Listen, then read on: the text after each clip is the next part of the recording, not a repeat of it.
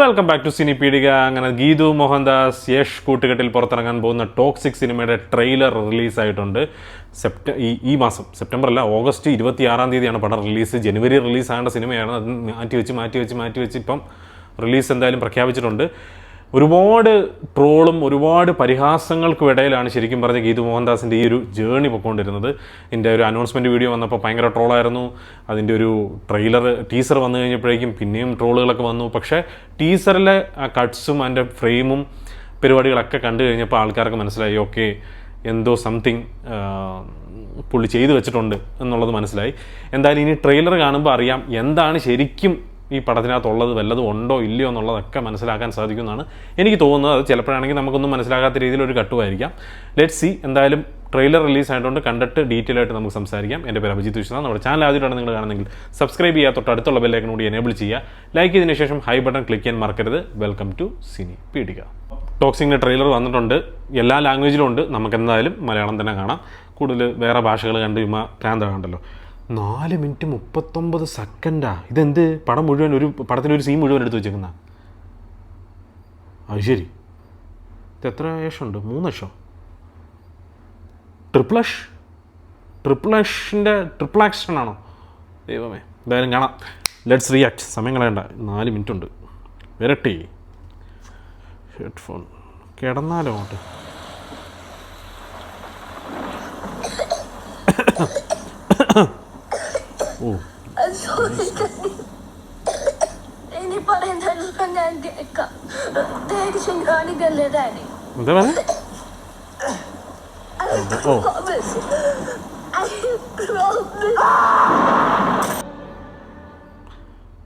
ഒന്നും പറയാനില്ല. സന്തോഷമായി മോനെ, സൂപ്പറായി. ഒരു തിയേറ്റർ ഫീസ്റ്റ് നമുക്ക് കാണാം. അതിനുള്ള വകയുണ്ട്. കഥ സ്ലോ ആകാതെ മാത്രം ഇരുന്നാൽ മതി. ട്രെയിലർ കുറച്ചെടുത്ത് ഒന്ന് വലിയുന്ന പോലെ തോന്നി. പക്ഷേ വിഷ്വൽസ് നമ്മളെ പിടിച്ചിരുന്നുണ്ടായിരുന്നു. വിഷ്വൽസ് അറിയാമല്ലോ, മറ്റേ ഹസ്ബൻഡാണ്, പുള്ളിയുടെ പേര് ഇടയ്ക്കിടയ്ക്ക് മറന്നു. രാജീവ് രവി. അതുപോലെ തന്നെ രവി ബസ്രൂറാണ് അല്ലേ? രവി ബസ്രൂറാണ് ബാക്ക്ഗ്രൗണ്ട് മ്യൂസിക് ആൻഡ് പാട്ട് എനിക്കൊന്നും അത്ര പിടിച്ചില്ല. ബാക്ക്ഗ്രൗണ്ട് മ്യൂസിക് എന്തായാലും കിടുക്കും എന്നുള്ള കാര്യത്തിൽ സംശയമില്ല. 3 ലുക്കിലുള്ള യഷിനെ കാണാൻ സാധിക്കും.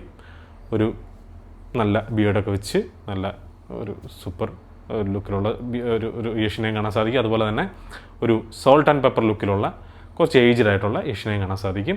മേ ബി കിയാറയ്ക്കുണ്ടാകുന്ന കുട്ടിയാവാം മറ്റേ യഷ് എന്ന് പറയുന്നത്. എന്തായാലും അച്ഛൻ മകൻ ക്ലാഷാണ് മെയിൻ സബ്ജക്റ്റ് എന്ന് പറയുന്നത്. Let's see. എന്തായാലും തിയേറ്ററിലേക്ക് വരുമ്പോൾ ഇതെങ്ങനെ ആൾക്കാരുടെ ഇടയിലേക്ക് സ്വീകരിക്കപ്പെടുന്നു എന്നുള്ളത് കണ്ടു തന്നെ അറിയണം. A fairy tale of grown-ups അങ്ങനല്ലേ എൻ്റെ പേര്? ഗ്രോണപ്സ്. അപ്പോൾ അതിൻ്റെ ഒരു ടൈറ്റിൽ തന്നെ ഉണ്ട്. ഇത് പ്രായമായ അല്ലെങ്കിൽ പ്രായപൂർത്തിയായ ആൾക്കാർക്ക് കാണാൻ വേണ്ടിയുള്ള പടമാണെന്നുള്ളത്. അതുകൊണ്ട് തന്നെ ഒരുപാട് കണ്ടൻറ്റുകളും അഡൾട്ട് കണ്ടൻറ്റുകളും അതുപോലെ തന്നെ ഈ വെട്ട്, കുത്ത്, കൊലപാതകം ഇതൊക്കെ കൂടുതലായിരിക്കും. സോ സർട്ടിഫിക്കറ്റ് തന്നെ ആയിരിക്കും ഈ സിനിമയ്ക്ക് കിട്ടാൻ പോകുന്നത്. സോ ബാക്കിയെല്ലാം തിയേറ്ററിൽ വന്നു കഴിഞ്ഞിട്ട് നമുക്കറിയാൻ സാധിക്കത്തുള്ളൂ ഗീതു മോഹൻദാസ് എന്ത് പണ്ണലാണ് പണി വെച്ചിരിക്കുന്നതെന്ന്. ട്രെയിലർ വരെ നോക്കുമ്പോൾ ഇറ്റ്സ് സൂപ്പർ. എൻ്റെ പേഴ്സണൽ ഒപ്പീനിയനാണ്. ഇത് പല അഭിപ്രായം കാണും. പലർക്കും ഇഷ്ടപ്പെടാത്ത ആൾക്കാർ കാണും, ഇഷ്ടപ്പെടുന്ന ആൾക്കാർ കാണും. 4 മിനിറ്റ് 39 സെക്കൻഡിൽ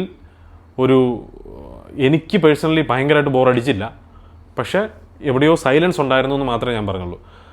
അത്രയും പിടിച്ചിരുത്തണമെന്നുണ്ടെങ്കിൽ ആ വിഷ്വൽ കൊണ്ടും എന്തോ ഒരു മാജിക് ആ സിനിമയ്ക്കകത്തുണ്ട്.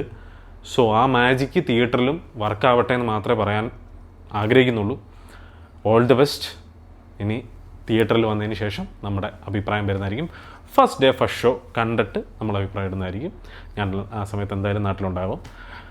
ഓക്കെ, അപ്പോൾ ട്രെയിലർ ഇഷ്ടപ്പെട്ടു എന്നുണ്ടെങ്കിൽ നിങ്ങളുടെ അഭിപ്രായം കമൻറ്റ് ബോക്സിൽ രേഖപ്പെടുത്തുക. നമ്മുടെ റിവ്യൂ ഇഷ്ടപ്പെട്ടു എന്നുണ്ടെങ്കിൽ അതും രേഖപ്പെടുത്തുക. അതുപോലെ തന്നെ ഒരു കാര്യം പറയാൻ വിട്ടുപോയി. റോഷൻ മാത്യു ആണെന്ന് തോന്നുന്നു. റോഷൻ മാത്യുവിൻ്റെ സൗണ്ടാണ് എനിക്ക് ഫെമിലിയർ ആയിട്ട് വരുന്നത്. പുള്ളിയാണ് ഡബ് ചെയ്തതെന്ന് തോന്നുന്നു. ആരെങ്കിലും അറിയാവുന്നുണ്ടെങ്കിൽ പറഞ്ഞു തരിക.